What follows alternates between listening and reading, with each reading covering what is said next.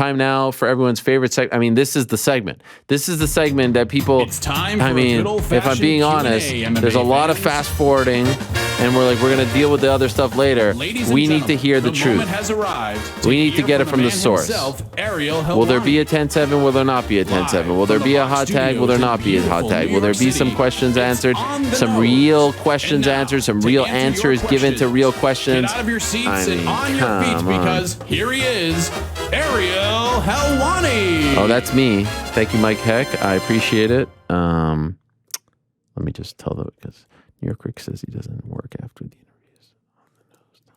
I forgot to do that. Just give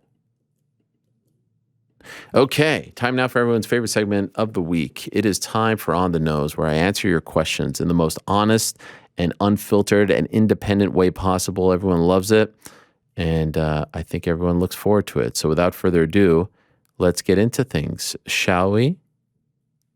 I like to get comfortable when I start On the Nose because it's a bit of a process. I wish I had a tea.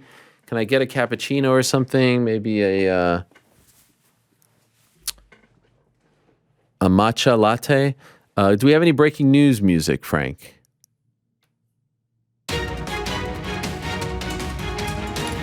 Okay, there it is. The breaking news is that El Cubano is back on top. He is sitting on the throne. He is the man. He is number one.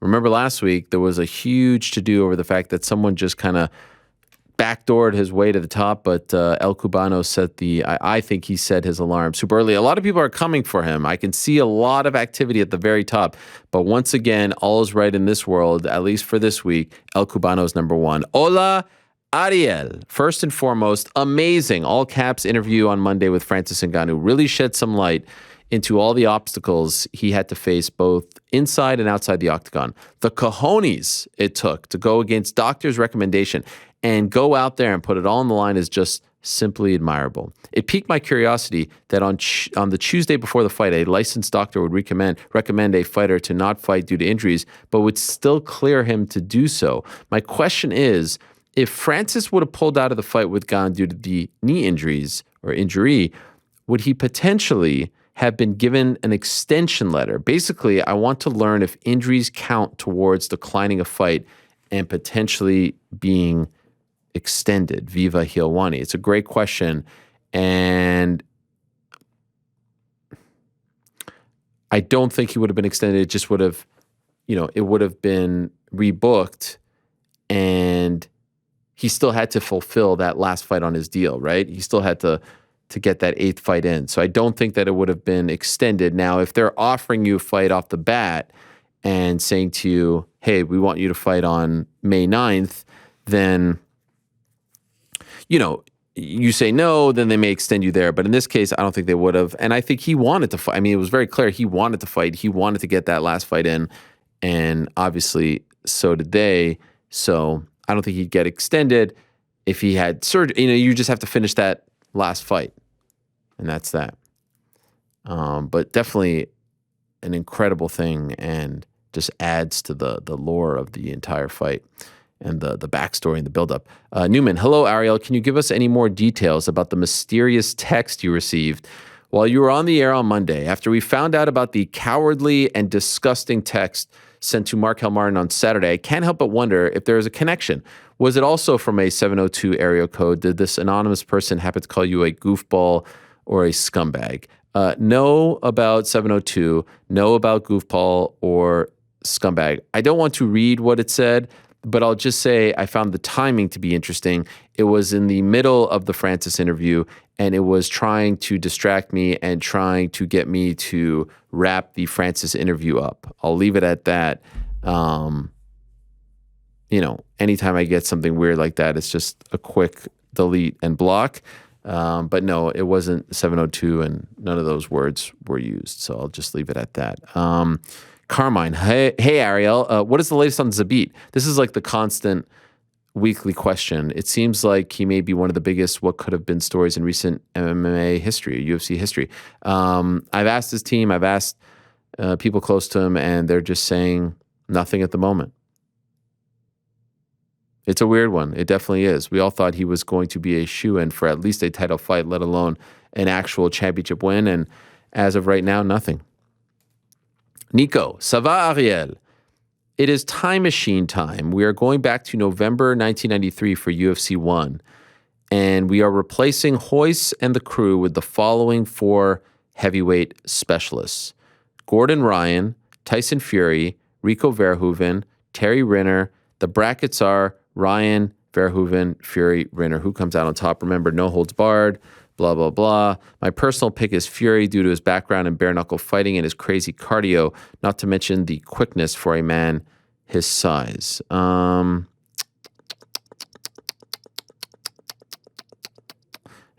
mean, Ryan, Fury, Verhoeven.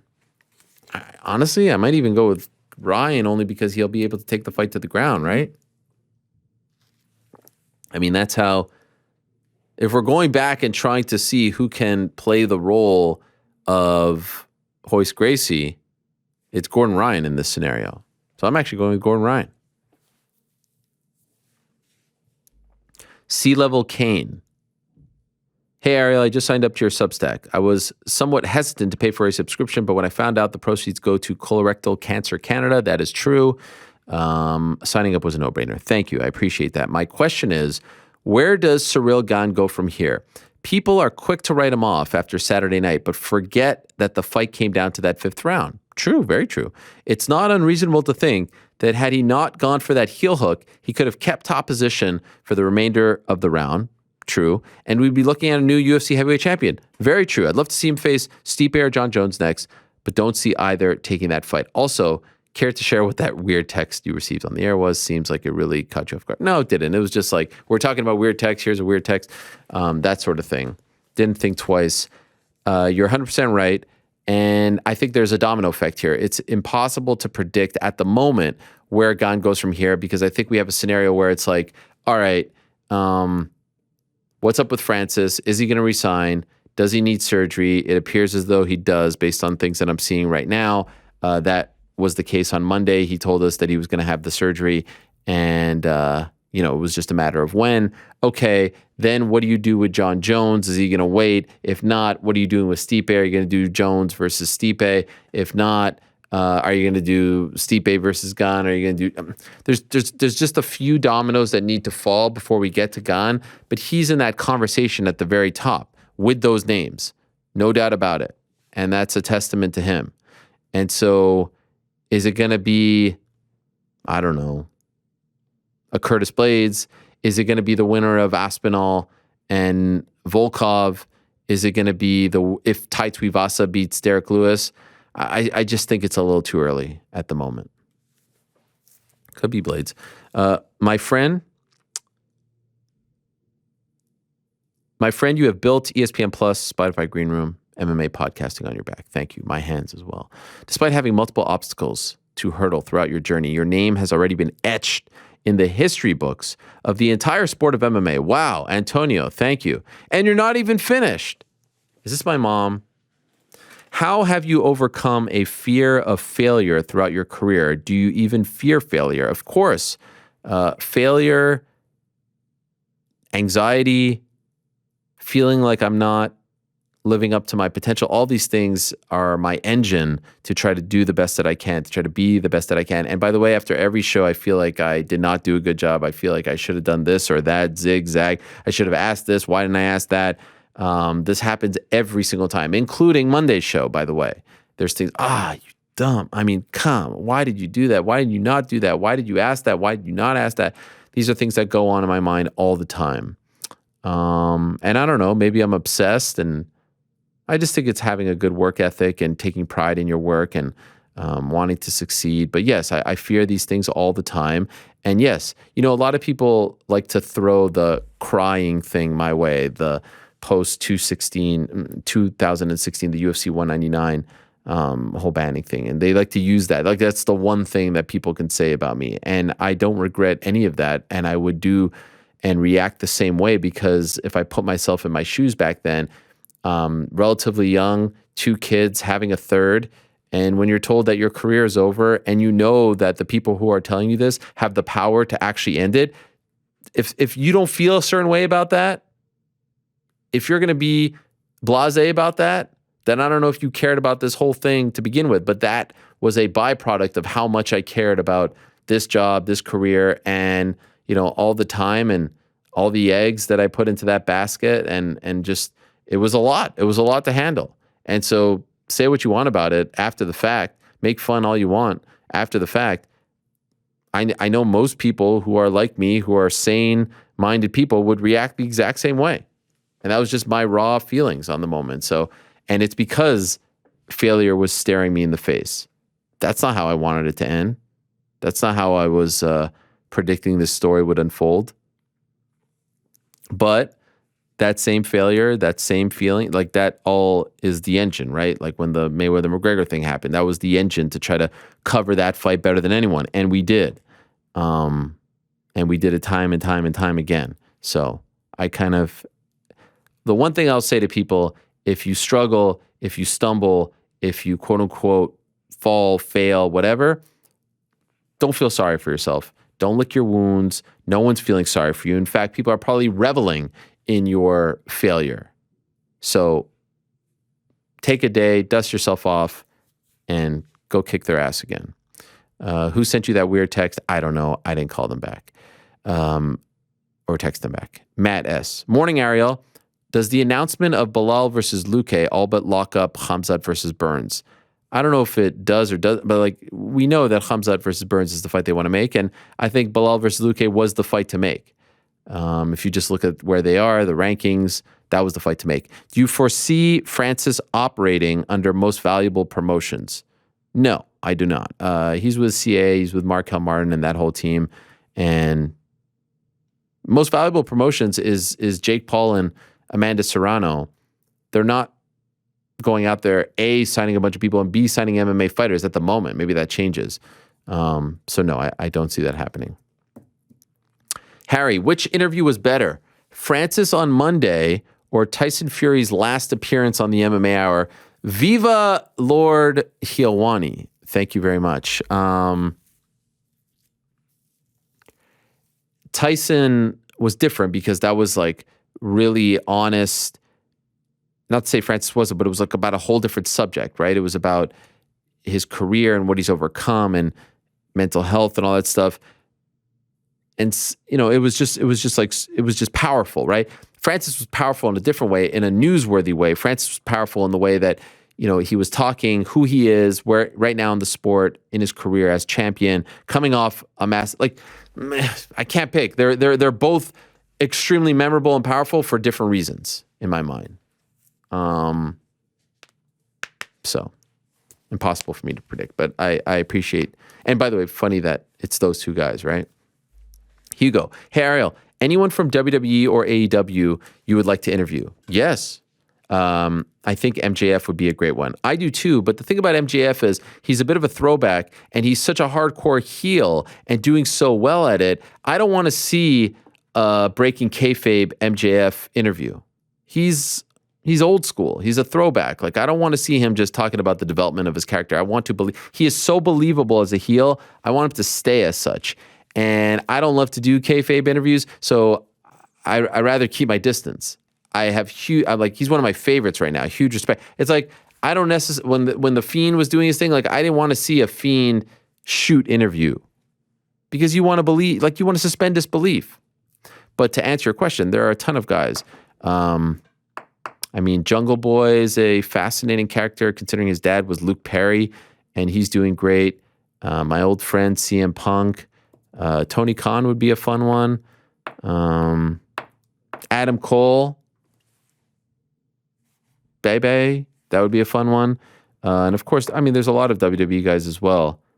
Bray Wyatt would be a great one now. If he isn't coming back, that would be a huge one. I would love that. Have fun at the Rumble this weekend. Thank you, Hugo. Dave from North Bay. Ariel, when Kevin Lee submitted Michael Chiesa by biting his own glove, do you consider this a dirty win or a crafty win? Sincerely, Dave from North Bay. Did he bite his own glove? I don't remember that. Kevin Lee bites glove. Oh, yeah.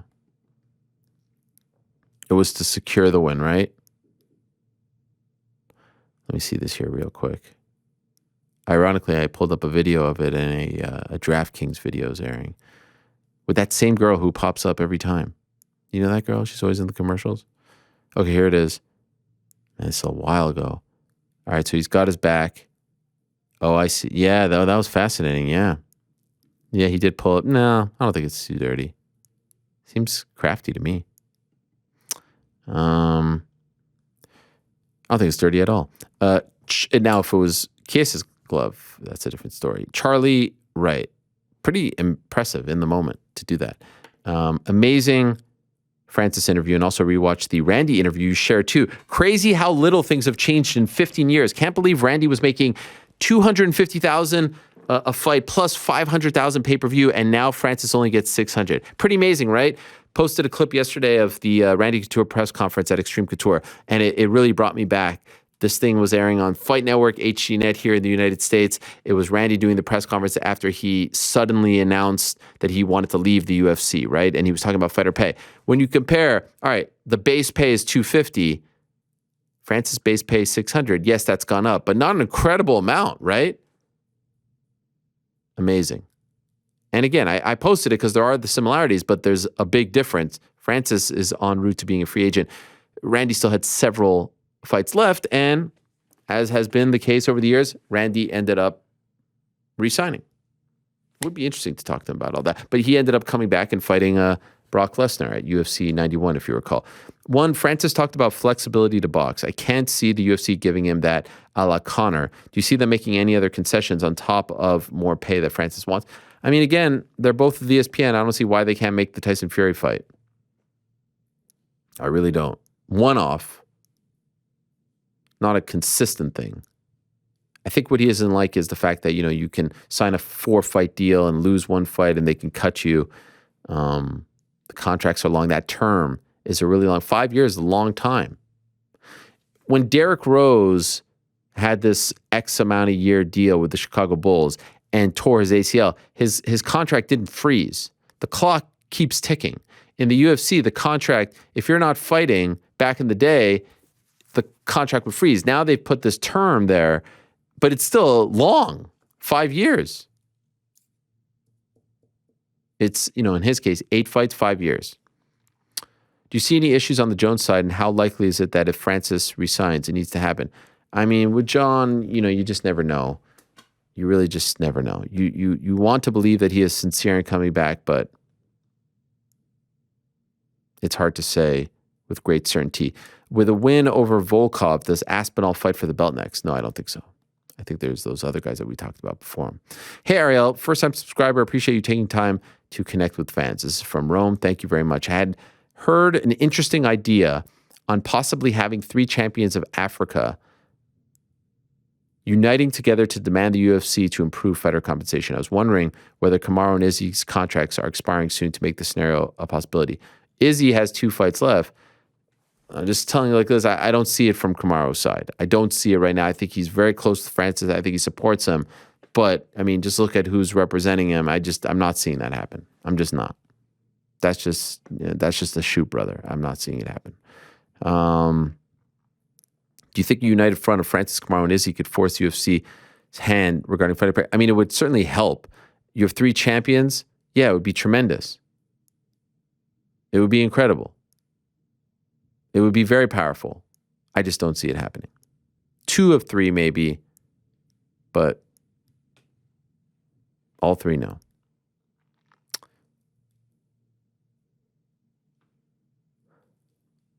Benoit, salut Ariel.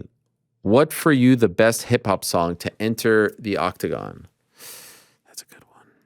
I mean, ain't no sunshine when she's gone.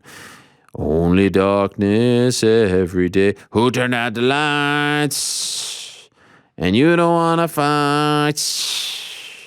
That was a good one. Frankie Edgar's was good. California Love was good. Uriah Faber. Those are some that come to mind. DMX, always great. Mike Tyson. Dun, dun, dun. 1, 2, 1, 2. Boom, boom, boom, boom, boom. Chuck came out to that. Yeah, so those are some. Casey saying Tops Drop.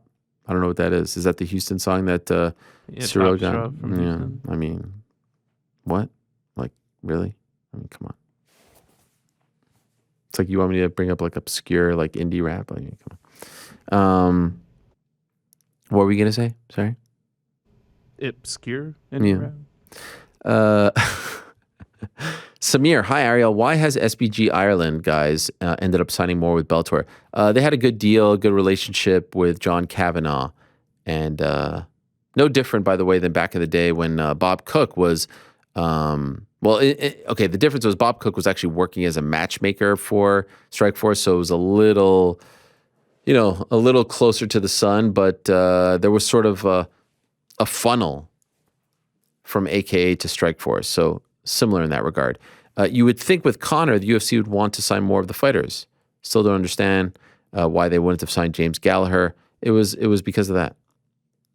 They just had a good deal, good relationship. Kogan and Kavanaugh still do. Naresh, namaste, Ariel, namaste. Much love from India. Might surprise you, but your fan base in India is strong. How about that? Bet you guys didn't know that back there. Namaste, namaste. 2 questions. You are undoubtedly, did I say undoubtedly? Yes. Undoubtedly, what you call must-see TV of MMA. I mean, wow. You are hands down the best at what you do. This is fact. You can read this yourself. Does the fact that knowing you're the best change how you approach your work? Wow, what an interesting question. For example, do you research less, write less, and so on? Do share what changes you've noticed in your habits from a budding journalist to an MMA personality. I mean, wow, what a question. No, honestly, the process hasn't changed at all. The prep hasn't changed. The research hasn't changed. One thing that I've liked doing over the last few months is these outside MMA interviews, because you really have to go deep into the research. Like if I know Brandon Moreno's coming on the show, if I got to do research on that guy and that fight, then like, what am I doing? I'm not paying attention to the sport. The prep for these relatively easy. The tough part is, getting them to come on. Like that's the toughest part. But I don't think that I'm resting on my laurels, as they say. The job has changed a lot. The roles have changed. The duties have changed. The travel has changed. So, no, I feel very fresh. I do not feel like I'm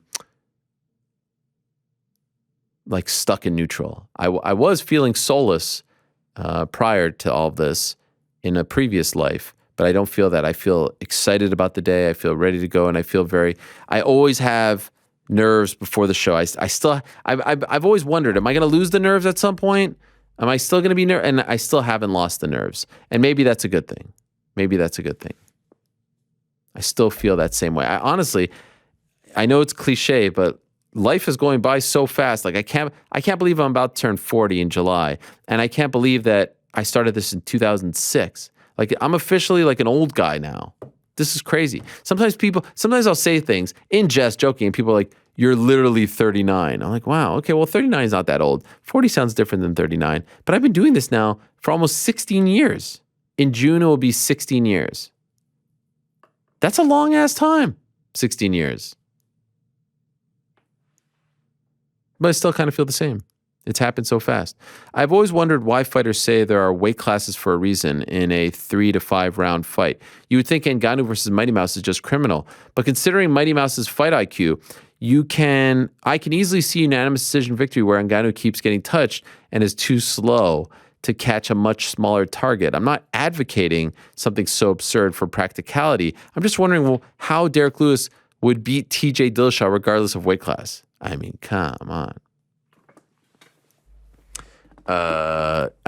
Imagine he just got a hold of him and picked him up. I mean, there's not that much room in there. Pick him up, just kind of sit on the guy. That's a lot. That's a big difference. TJ Dillashaw weighing 135 and Derek Lewis weighing 265. That's double his weight. I don't want to see that. Shalom. from Trey. Thoughts on the NFL OT scenario? It's the biggest joke there is. It's the absolute biggest joke. Both teams get an offensive chance, but the team that wins the coin flip decides if they get the ball first or not. If both teams score the same amount of points in their possession, then it goes to a sudden death. For sudden death, the team that won. No, forget this. Listen, what I want is I like everything you said up until the end. There's two things that I want. Either it's this tit for tat. All right, we won the coin flip. We'll go first. You guys can respond, or vice versa. If we score 3, you score 3, we're going again. If I score 7, you score 7, we're going again. If I score 7 and you don't get anything, I win. If I score 3 and you can't get 7, I win. If I score 3 and you can't tie, I win. So I like that, and then it just keeps going. If you tie me 3-3, we're going the next round. Sort of like penalty kicks, right? Where I don't like the penalty kick analogy is I don't want any sudden death. It's not the next one wins. It's either going to be the back forth until there's a winner, sort of like extra innings baseball, or just give me 10 minutes. Play out the whole quarter, the 5th quarter, and see who's standing. And if it has to go again, we'll do it again. But this idea that you win a coin flip and the other team doesn't even get a chance is total BS. And by the way, I'm not even hung up on that. We shouldn't have even been in that situation. 13 seconds should have been it. You know, all this talk about squib and this and the defense. We shouldn't have been in that situation. And the part that hurts the most is we were going to win the Super Bowl. I don't care. I will go to my grave believing that we were going to win the AFC Championship game and we were going to win the Super Bowl. And that's what makes this so tough to swallow. Might be too soon, but who do you envision are the options to headline International Fight Week? Too soon. I think they want Conor and Nate, but too soon. Iman, Ariel, would you ever consider doing a video similar to what Izzy posts on Fight Night? It would be cool to see how you react and take in fights as they're happening. The problem with that is, A, I'm not as cool. B, I'm not as interesting. C, he's got friends and all these. Like, I sit in my room and I'm watching it on my laptop. It wouldn't be that much fun. I appreciate you asking and thinking of that, but it wouldn't be that much fun. 2, he asks, if you could pick just one, which is it? A Bills NFL championship or a Knicks NBA championship? Oh, man. Why you guys ask me? This is the toughest question. It's tough. I don't even know. I really don't know. It's super tough. I can't pick. Because you know what happens if I pick? You're not a real fan. You know you haven't been watching. Screw you. Been a fan since 91. I was actually a fan of the Bills before the Knicks, but then I became super duper Knicks fan. Bills had some down years. So it kind of goes with, you know, what's going on. But those are my teams. It was Bills, Knicks, Expos. Those were my teams growing up. Can't pick. Alton. Hey, Ariel, what changed Tom Aspinall's mind in taking the Volkov fight when he was already scheduled to fight Shamil? He's always said he wants to build himself. Did you not hear him on the show on Monday? We spoke about this. Also, does the whole Francis situation, the knee injury, contract issues, open the door to a Stipe versus John interim title fight? Yeah, I could see that. It's probably the best plan B. As for Tom, he said, hey, you know, you only live once, YOLO, I'm going to take this. But we did a whole interview. You can check it out, MMA Fighting YouTube. Danny, hi Ariel, my question is, what type of impact you feel that the likes of the Nelk boys looking for a fight, are Nelk boys on looking for a fight? The Paul brothers, Fighter Pay and calling out MMA stars, and the attention of other YouTube and media stars are having on the growth of MMA and the UFC. I mean, I just think it's like, it's what young, you know, I know some kids who are 20, college kids, they're talking about all of this way more than they're talking about boxing. And a lot of them, there's a couple of these kids that I met, you know, neighbors of mine, who when I met them several years ago knew nothing about MMA. Now they're talking about it more than they're talking about the traditional stick and ball sports. This is why the UFC does these things.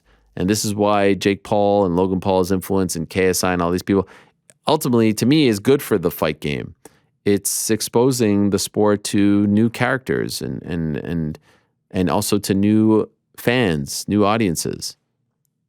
It really is amazing to me that people get, like I see yesterday with the Jake Paul news that he's investing in Endeavor. First, the initial reaction is always to roll your eyes. and I see people calling him a grifter and a this and that. I'm like, okay, if you believe that none of what he is doing is sincere at all, there's not an ounce of sincerity in any of this, at the very least, there is a bigger spotlight right now, also very much in large part to Francis Ngannou and his situation, but there's a bigger spotlight right now on fighter pay or lack thereof than there has been in quite some time. How is any of this bad? Now you can debate all you want about the intentions, but how is any of this bad if you care about MMA? I love the people also who were saying, like, how is this news? First, it's coming at me. How is this news? My good friend, Aaron Bronstetter of TSN. How is this news? I don't understand why outlets are reporting this. Well, first of all, I retweeted it and wrote, oh my. It's not like I'm writing a freaking 1,000 word article on this. Again, as I said, I use oh my for, videos of men in their underwear on scales and face-offs. It's not exactly the highest bar. That's number one. Number two, if you're missing the second part of it, which is, yes, he has bought shares in Endeavor. If that was it, if it was just like, hey guys, I bought 12 shares in Endeavor, look at me, I'm going to bring change. It's like, all right, it's funny. Clearly he's trolling. But the second part is also a troll, 100%. It's a smart troll, in my opinion. He's saying, hey, I'm going to try to link up with these guys, and they're, these activists. I learn all about these things. I'm not a financial guy. I've told you this already. But you can't dismiss that part. You can't just say, oh, I bought 12 shares of Google, and I'm going to... No, it's a troll. Obviously, it's a troll. But you got to give credit where it's due. It's a pretty damn good one. Of course, he's not waltzing into any boardroom right now and changing things. But it's a little thinking outside the box. And I appreciated it. I thought it was a good troll. And so it's one of those things where it's like he can't actually make it happen. Like the way this is how it was explained to me by my brother, by the way, who's in this whole world. You can invest in something and then you could try to team up with these engine number 1 or something. I said it was an engine number 9 on the New York Transit line. If that transit is on the track, pick it up, let's go. You know that song, Frank? Yeah. He's in the bathroom. But they have to agree to be involved. So who knows what happens? It's a troll.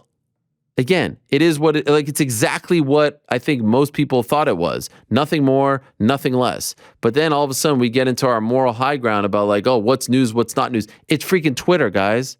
It's Twitter. Relax. Now, the best part about it is look, there's more of a chance my bud Aaron, I was going to tweet this back to him, but I like Aaron a lot. There's more of a chance of Jake Paul going in and taking over the UFC than Kamaru Usman fighting at 205 against Jan Blachowicz. Number one, Jan no longer the champion. Number two, yeah, he's going to jump from 170 to 205. First of all, can we put a little respect on Jan Blachowicz' name? But if we're going to say don't report things or talk about things or even tweet about things that you think aren't going to happen, well, then we should put that same type of, standards and practices on Usman fighting at 205.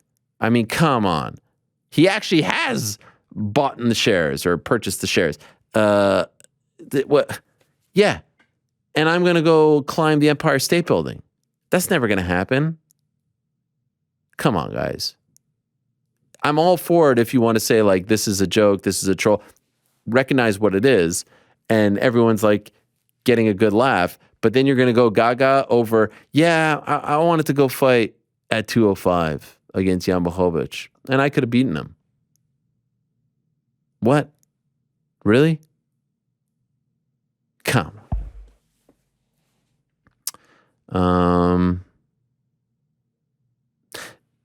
Jake brings out the same type of reaction that we were getting about Conor in 2014-15, a very sort of irrational, passionate hatred.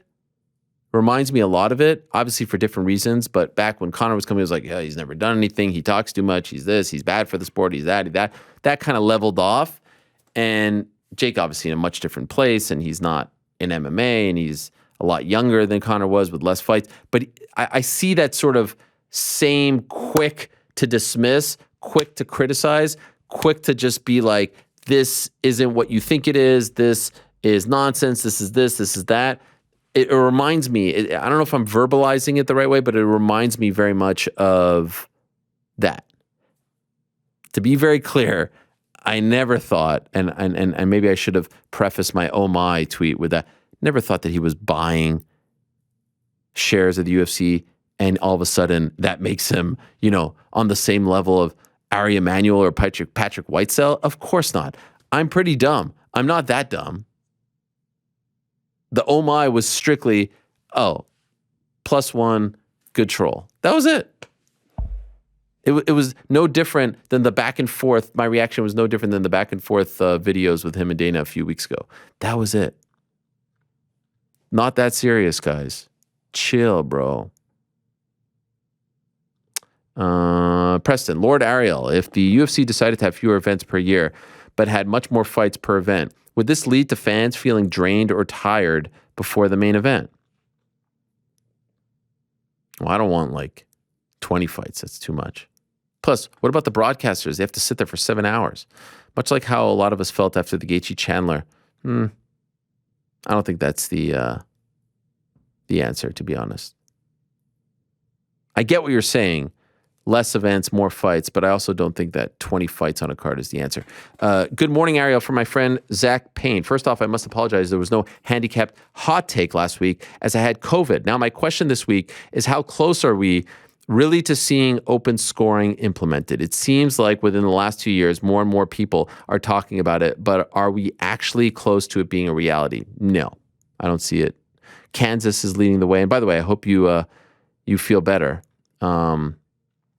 And I'm sorry to hear that you got sick, but I don't see it being a reality where all the commissions are using it. This week's handicap hot take for you is Colby Covington is going to send Masvidal into retirement after he 50-44s him. I think there's a lot of people who would agree with that. I don't know if it's much of a hot take, but I appreciate it. Also, last night I got to meet my favorite fighter of all time. Khabib was doing a speaking engagement in Detroit, and I was lucky enough to go. I never in my life thought I would be able to meet him. It was truly so very special to me, and he even took the time for a picture. I'm still in shock. Wow, that's awesome, man. I wonder what Khabib was doing in Detroit, but that's amazing. Matt in Montreal, I have one that I have wondered for a while. What is your process of booking guests for Monday, Wednesday when there's a fight on Saturday? Oh, my God. Well, there's always a fight on Saturday. But this is tough.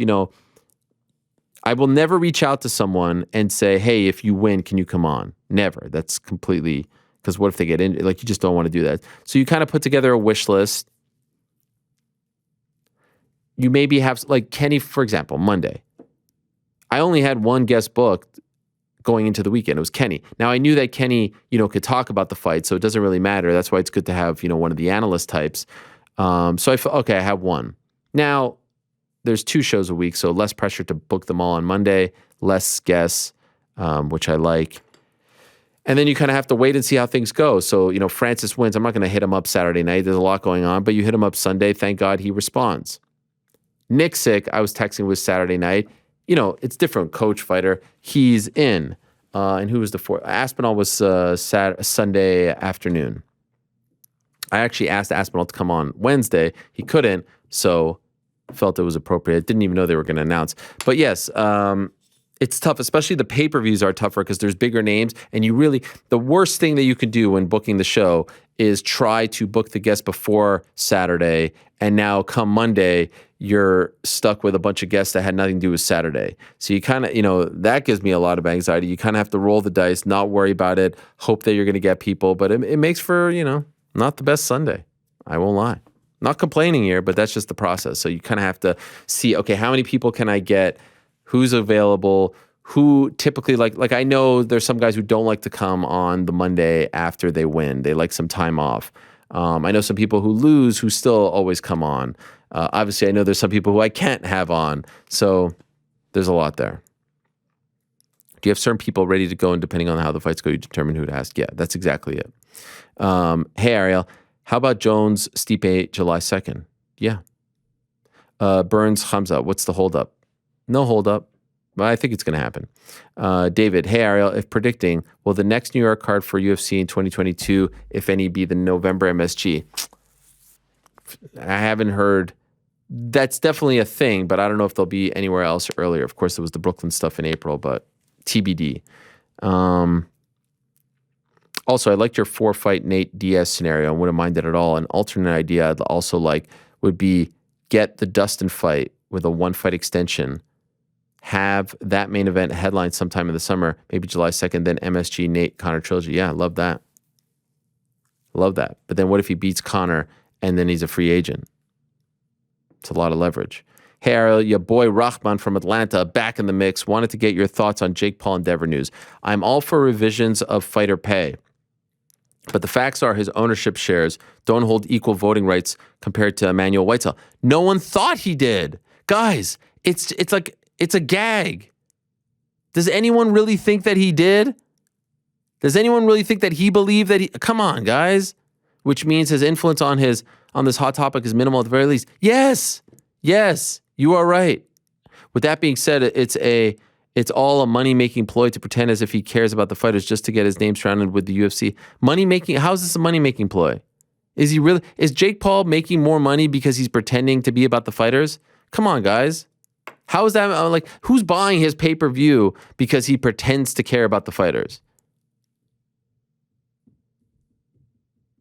There is clearly a method to this madness. It's Jake Paul versus MMA. That I'll give you. There is definitely there has to be a method to every career's madness, right? You can't just wander throughout your career. So he found, hey, I'm boxing. I could fight these MMA guys. I could go after Dana White in the UFC because no one else does. And I'll get these fighters to come over to box. And I'm better at boxing than they are. And I'm younger than they are. Like, yes, of course. Who is claiming otherwise? Who is, like, you guys act like you have unearthed this big secret about his grand plans about his career. Like, it's all very transparent. It's all very calculated. It's all very easy to figure out. It's very strange to me. Like, sometimes I feel like I'm living in some sort of alternate universe. Like, of course he's not going to exact change. Of course he wants to, get the rub by going after the MMA fighters. Yeah, that's the whole point of one's career. And it's working for him. No other boxer was doing it. You don't see anyone else doing that. And it worked. God bless. Ahmad, hello, Ariel. Since Lashley is a guest, I'll ask a pro wrestling question. Which return was more emotional and or surprising? Daniel Bryan in 2018, Edge in 2020, Punk in 2021. Well, Edge and Bryan were more surprises. Like, we knew Punk was coming back. I think the bigger surprise was probably Edge. Chad, love from Saudi Arabia. Wow. Salam alaikum, my brother. Hey, Ariel, Chad from Washington. Sorry about the Bills. Thanks, bud. Now the UFC is no longer going to Brazil for 274. Are there any rumors about where that card may be headed? No, I asked, and they said TBD. I asked a bunch of people. Jonesy, in your opinion, what geographical untapped markets around the world have the most potential talent to recruit for the UFC? For example, many people say Dagestan is one choice, but I can't think of anything that tops the amount of high-level fighters in women's Muay Thai circuits throughout Thailand. Yeah. By the way, keep on keeping it P. What's this whole P thing about? Can someone explain this to me? GC started this, and now everyone's like, Ariel's P, and I wasn't sure. What does that mean? Can you explain? Anyone up there over to explain? Yes? No? Maybe? Gunna song, Pushin' P. Yeah, what does it mean? When someone says you are P, what does that mean? Gunna says it means playa, but like it's like cool. It's like good. P. So Ariel's P, and with the P like in the blue. Saying your P, yeah, that's what Gunna does. He does the parking emoji, yeah. And what is saying your P is good. And what does P stand for? Gunna says it means playa. Sounds familiar. But why does that sound familiar? Because he just said it. Yeah, I know, but I just wanted to reiterate. You haven't heard the song Pushin' P? Was it the song you played with my thing? Yeah. Man, I think it's the number one song in the country right now. Is it really? Yeah. Yeah. Play it real quick, Frank, if you will. Well, let me just dial that right up. All these requests, man. I just make the requests because I know that they're not going to happen. All right, wow. It was good. Did you make that video or did someone else make it? How'd you do like the mirror image thing? That's a producer secret. Yeah, that's good. That's good stuff. Yeah, I saw a lot of Ariel's P's. I was like, okay, I'll take it. I didn't know if it meant like P something else, but like, yeah.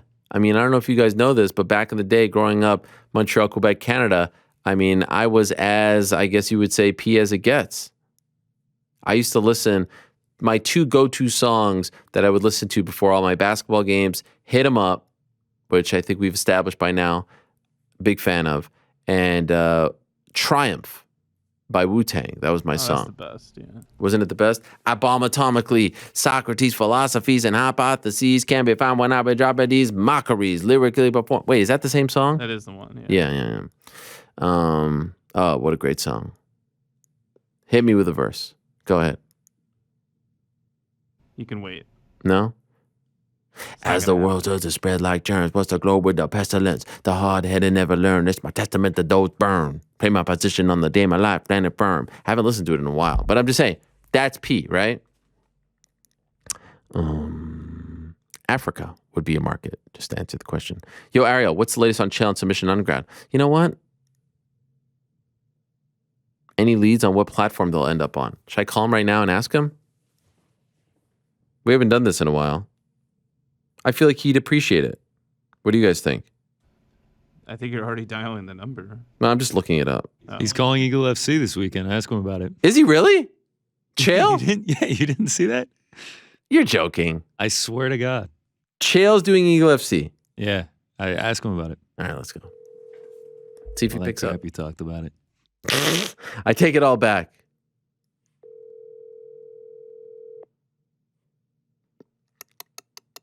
He usually picks up. He's not really doing much. He likes to watch old movies. Didn't work. Chael's really calling me Eagle FC? Yeah, he probably heard you talking bad about it. Yeah, he's probably mad. Take a number, Chael. Your call has... Sorry, couldn't answer your question. I don't know what's up with Submission Underground. I want to say, Chael. Chael's the last person left on the planet who orders movies in his hotel room off the TV. You know how like these days you want to watch a movie, you get an iPad, you get something. He is the only person I know that still orders the movie off the TV. His idea of a great night when on the road, he orders the movie, he gets room service, he doesn't leave, doesn't interact with anyone. It's amazing. Nothing but love, but I also won money on the Chiefs. I mean, come on, Sammy Watkins. This guy's name is Sam Watkins. You got a lot of heat for that. I mean, all of you guys for not supporting me. I mean, I think it was well-deserved. Logan, hey, Ariel, I want to start off with how much I appreciate what you do and how you do it. Thank you. My question is, how well do PFL fighters get paid per fight that doesn't necessarily pertain to the $1 million tournament? Pretty good. Depends on who you are. If you're an older guy, if you're a veteran, if you're Kayla, you're getting paid pretty good. The younger guys, pretty comparable, maybe a little less, but the big names, you have to overpay to get those names to come. Thank you so much. Helwani for life. Much love. Ariel, long-time listener, first-time question asker. So with the Royal Rumble this Saturday, would you ever be in the Royal Rumble match? Yes, I would be. We have seen celebrities like Drew Carey, Michael Che. I mean, who are these people? Colin Jost, and now Johnny Knoxville. We need, he says La Nariz, it's actually El Nariz. They know my number. I guess they don't want the pop. Would be pretty damn cool. Nick, how does UFC not do something about a competitor being on the same network as them? I mean, ESPN's able to flex a little bit.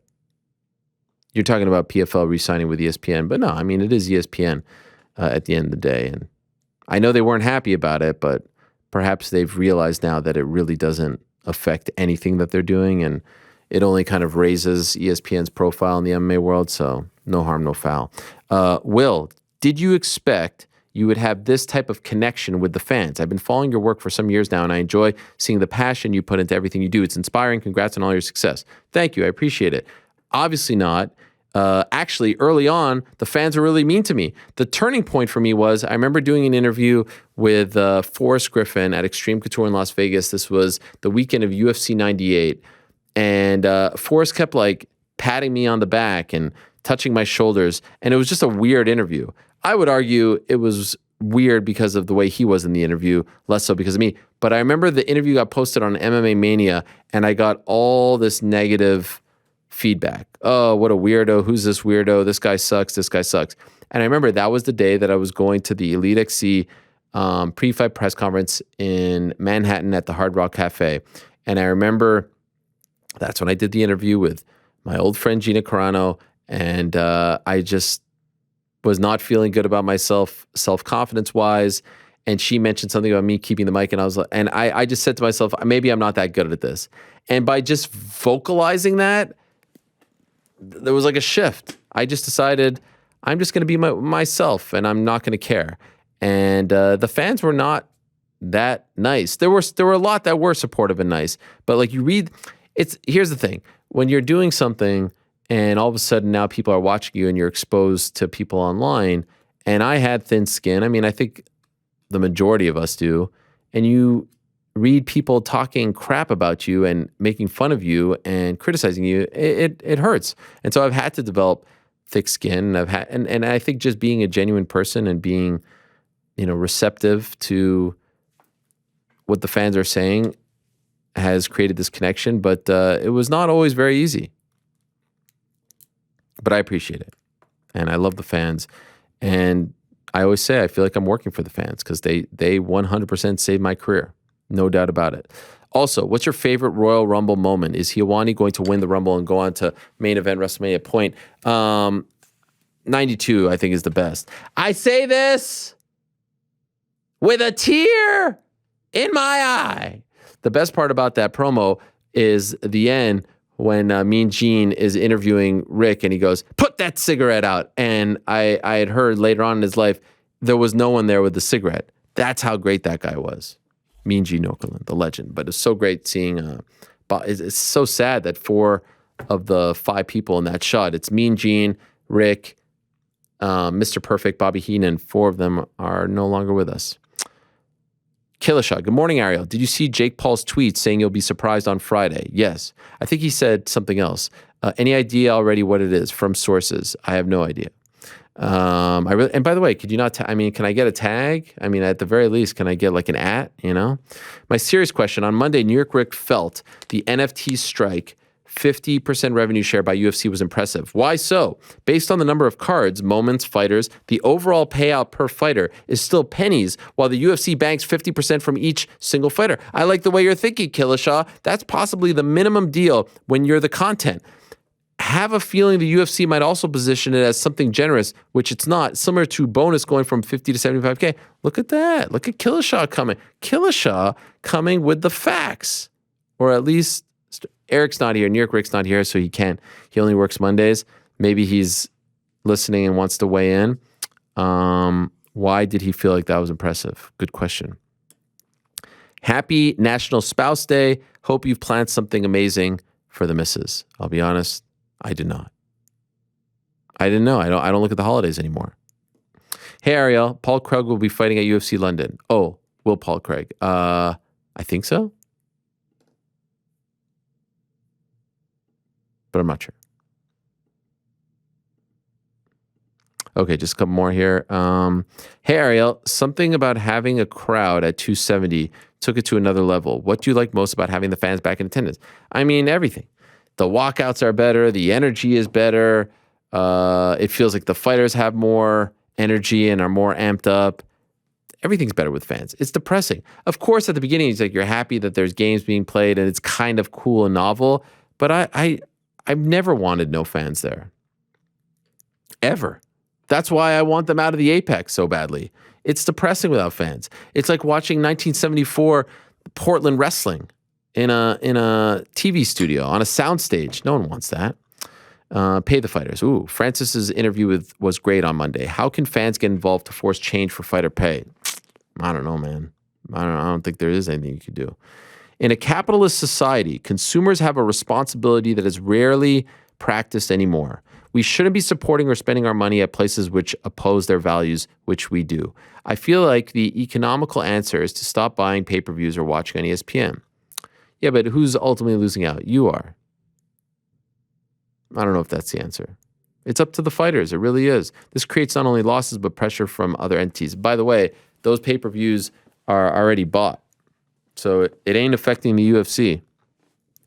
We talk about how the UFC has all the powers, but our money is the power. Sure, it would affect ESPN and maybe it helps them rethink the deal. But by the way, not enough people are going to do that. And I know that's the worst answer. And I know that's not a reason not to do something. But this has to come from the fighters, not the media, not the fans. It has to come from the fighters or the managers. I've always said it's the managers that have the most power in the sense that there's only like 5 to 8 of them that are supremely powerful with a lot of other people. And now like some of them are fighting online and whatnot.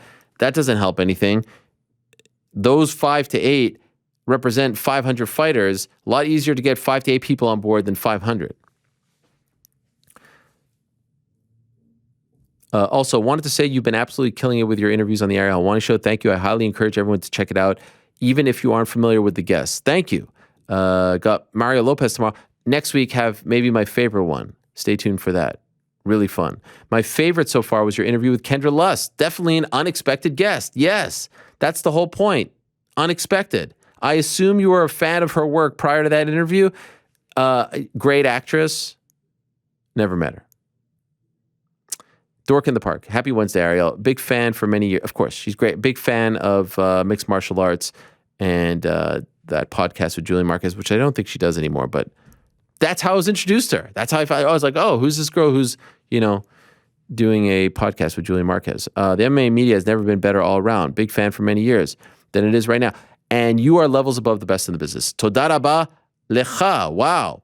Last week, you reiterated your appreciation for matzo ball soup. I've never had it, but I grew up regularly eating fried matzah or matzah brie. To this day, it's a comfort food, and it's made its way regularly into holiday dinners, but others find it weird. Have you ever had it? What do you think? Yes, I've had all of those, but you've never had matzo ball soup. You're missing out. It's tremendous. Please do yourself a favor. I have a rule. Restaurant, I don't care what time of day, the matzo ball soup, I'm ordering it. Ariel GC, Francis's knee injury was apparently making the rounds with the company and media for a short time before the fight. Did this have any impact on the odds? If so, how do the odds makers get that information and hold it so well before the public becomes aware? Helwani for life, NWO style, t-shirts for charity. Respect. Did the line move on Saturday? Do we know that? I think he went to lunch or something. GC there or no? He got up for a minute. He got up for a minute. I mean, it always happens. I think everyone just checks out at this segment. Hey, Ariel. Recently, the price for UFC pay-per-views was raised once again, and many people have pointed out that this does not coincide with a pay increase for fighters. While I agree fighter pay is a huge issue, it is not true that the UFC has no control over the price of those pay-per-views. Well, they said that ESPN is the one who did it. And even more so, the way I understood the UFC-ESPN deal was that the UFC gets a flat rate for each event. Yes. This doesn't seem like an instance where the UFC is screwing the fighters like the crypto deal. Can you elaborate? I mean, look, there's always extra. They're making way more than the fighters. So even if you took like $5,000 and put it into some sort of like Roth IRA or some sort of fund pension, think about the PR that would create and the goodwill that would create. Okay, some of these are way too long.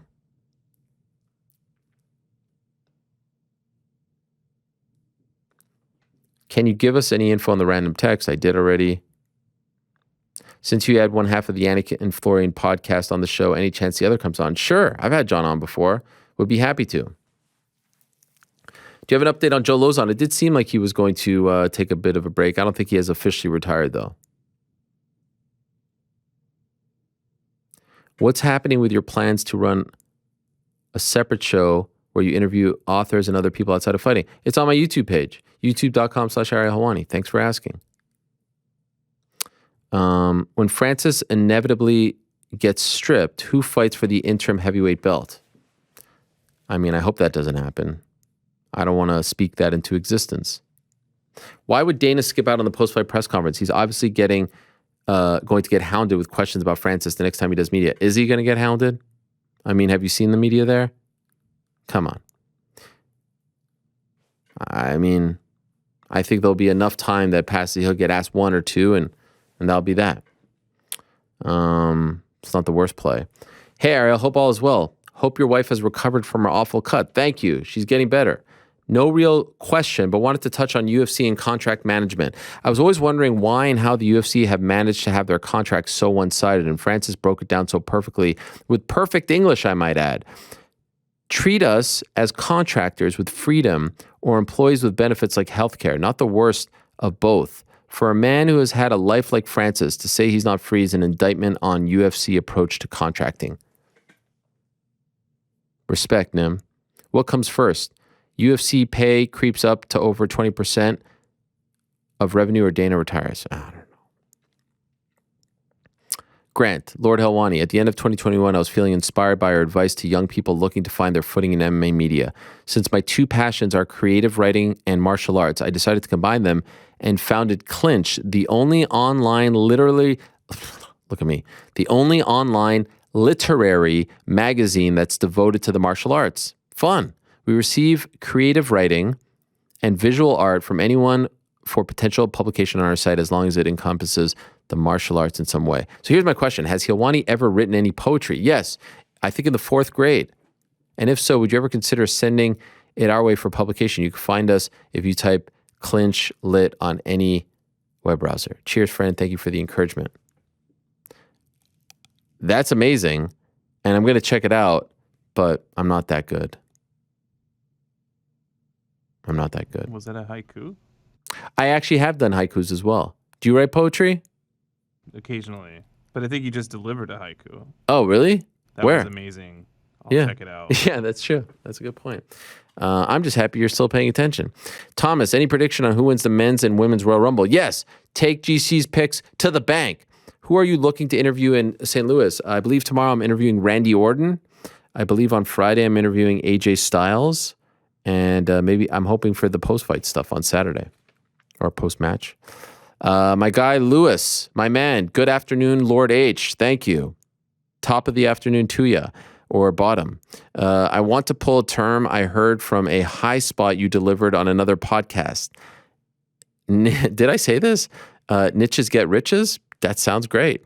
Taking this forward into 2022, can you foresee or predict any niches that will, because niches get riches, but niches get riches sounds better, that will grow this year in the combat sports media space? I hope the Fugazi NFT stuff is one that peaks and trows very quickly. Is it pronounced trows?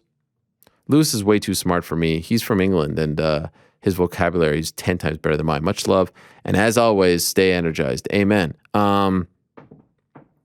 Yeah, I'll tell you one. I hope fighter pay goes up. How about that? That's a niche. Tough one to predict. I think the NFT stuff is here. The crypto stuff. Maybe, you know what? More fighters are going to say, pay me in Bitcoin. I bet you that becomes a thing. Good afternoon, Ariel. Can you rank where these MMA promotions will be at the end of the year? PFL, Bellator, 1. I think PFL and Bellator have a good year. 1, I think they'll be kind of where they're at right now. I'd also love to hear your reasoning. I mean, rank them. I'll still go Bellator, PFL, and then 1, at least here in North America. Is Moreno Figgy 4 a big enough fight to hell on a pay-per-view in Mexico? Yes, absolutely. Hi, Ariel. Is this the year that we finally see the UFC open a women's atomweight division? No. With the unhappiness at fighters' pay and Dana's very petulant responses to it, do you see a time in the future where pressure is so high that Endeavor thinks it's best for him to step out of the role? No. They love him. Ari, Patrick love him. Hey, Ariel, great job with the Francis interview. I'm rooting for him for at least to be the fighter to maybe buck the system. But what real leverage does he have? I mean, he's the UFC, heavyweight champ. So is he going to be is he Kurt Flood? Probably not. But again, all these things kind of add up. And we'll see what he does with it. Is he the fighter who talks about these things and then resigns when he gets a better deal? Or does he actually put his foot in the ground? We'll see.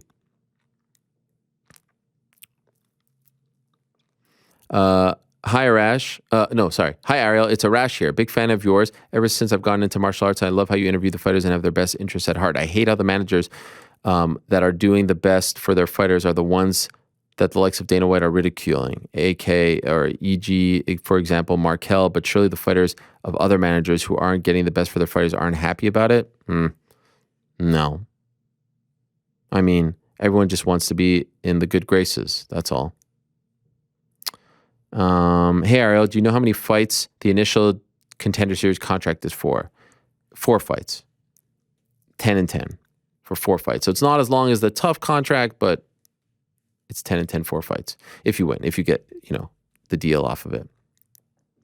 Who could be next for Gregor? Don't know. He wanted Tony, but I haven't heard that's the thing. Do you think there will be another big headline like Cena last year at SummerSlam to sell it? Money in the Bank? Money in the Bank's not one of those big ones, but you do need something big for Allegiant Stadium. Cena maybe not, or maybe Summer. I don't know. Haven't heard anything. Any update on Sugar Show? Too soon. What would you rather see more, Dustin Chandler or Dustin Colby? Dustin Chandler. at 55. Hi, Ariel. My buddy Justin and I love to refer to the fighting spirit. In your opinion, which fighter comes to mind when you think of this term? Golly. I mean, there's so many. Bisping. Diego Sanchez back in the day. Clay Guida. Gaethje now. I mean, there's just so many. BJ Penn. Would love a new original Thug Nose MMA Hour song. Wow. Get on that. Okay, just a couple more here. You're my favorite MMA journalist in part due to your perseverance and the high moral and ethical standards you hold yourself to. Thank you. With that being said, my question is tough and may put you in a difficult position, but I promise it's in good faith. Oh my gosh. I'm like right at the end here. What are your thoughts on the proliferation of sports betting in every form of media these days in the U.S.? Okay, do you have any ethical concerns if it's in the future? No, I mean, it's here. It's here, and they have a ton of money. And I really don't see, like, I think it's crazy Pete Rose isn't in the Hall of Fame. I think it's crazy David Ortiz got in and Barry Bonds and freaking, who is it? Roger Clemens aren't in. Like, there's a lot of hypocrisy. And I don't think that doing fantasy this or like affects anything. If anything, it's good for everyone because there's more money being pumped into the business of sports media. And I don't see how it puts anyone in a tough spot or compromise or anything like that. Okay, I'm going to pick out two here. There's just a lot.